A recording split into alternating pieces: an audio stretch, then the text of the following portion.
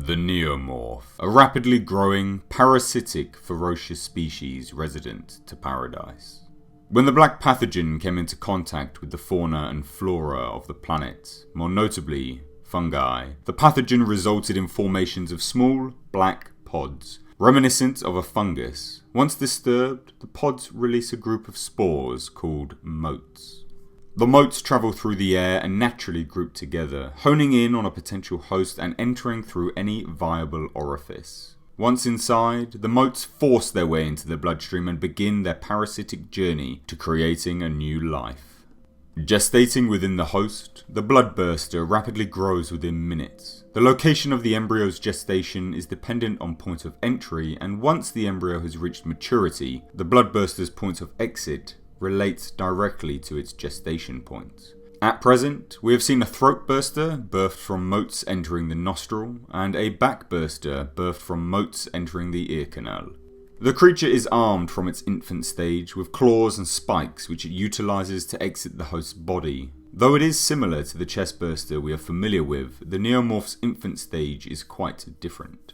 Whereas the chest burster is in a larval form waiting to molt and develop, it is lacking defensive and offensive capabilities and is relatively prone to predators. The Neomorph, however, when birthed and in its infant state, is ready to tackle predators and is well equipped for defensive and offensive attacks. Agile, quick, and aggressive, the Neomorph will claw and bite would-be attackers. In appearance, it is born entirely formed, with claws, teeth, and a sharply tipped tail, and a white-grey tone to its skin. Maturing into an adult at an incredible rate, the Neomorph's stance changes from all fours, similar to the runner xenomorph, to a bipedal position.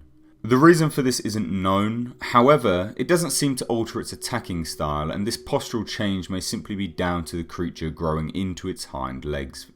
The mouth of the Neomorph is near indiscernible from the rest of its face in adult life, appearing a small circular structure that expands to a monstrous bite radius when attacking. The Neomorph, similar to the xenomorph, appears to gain traits from its host and more specifically where the embryo gestated within the host. The backburster was formed with bone-like spiky dorsal protrusions along its back. The infant Neomorph required these to break free from the host, whereas the throatburster's gestational location did not warrant these. Though they share many similarities with the xenomorph, they do not have an extendable jaw or acidic blood. The Neomorph hasn't been shown to work within a hive, though they did attack in a pair and seem to have enough intelligence to work together, though this may simply be instinct. The Neomorph and the xenomorph, when paired together within an ecosystem, would in fact make the perfect killing machine. Each have a variation of gestation, different rates of growth, aggression and intelligence. As bioweapons, the Neomorph would wreak ultimate havoc over the ecosystem. Rapid rate of infection and quick deaths from birthing, killing many of the smaller predators which may be a match for the chestburster. The Xenomorph, possessing a higher intelligence, would then have its path laid open to set up a hive and ultimately get the grasp it requires on the planet to lead to a mass infestation. Even though David was referring directly to the Xenomorph, it's fun to speculate what if he was actually referring to the two paired together being the perfect organism. Either way, did you like the Neomorphs in Alien Covenant? I have to say, personally for me, they were an incredible addition and one that I would absolutely love to see explored again.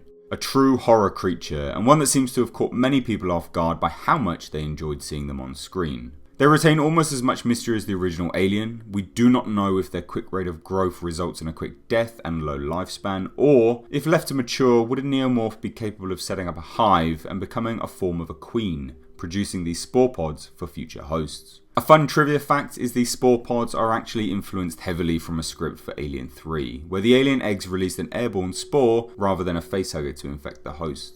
But as always, let me know what you think down below in the comments section, and if you did enjoy this video then please consider leaving a like and subscribing to the channel for more in the future. If you think this video is worth it and you want to support the channel then please head on over to my Patreon page, the link is in the description box. I've been Mr. H, and until next time, I'll catch you in the comments section.